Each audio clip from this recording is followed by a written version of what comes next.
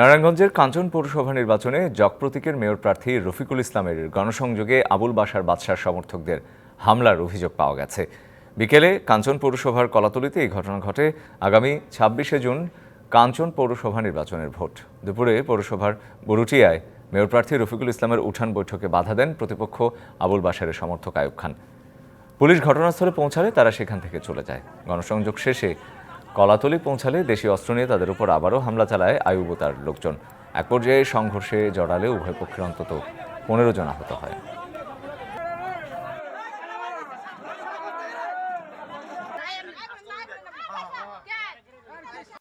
দেওয়ান আবুল বাশার বাদশার এই উড়ান বৈঠকের প্রতিহিংসার কারণে আমার নিরহ লোকগুলা বাউন্ডারি ছিল, এই নিরহ লোকগুলা বাউন্ডারিতে গিয়ে মারছে এবং ভাঙচুর করছে।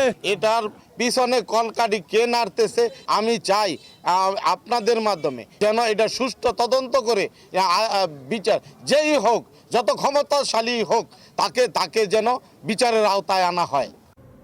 নগদের কাছে সব গ্রাহকই প্রিয়, তাই তো সারা দেশে ক্যাশ আউট চার্জ সবচেয়ে কম।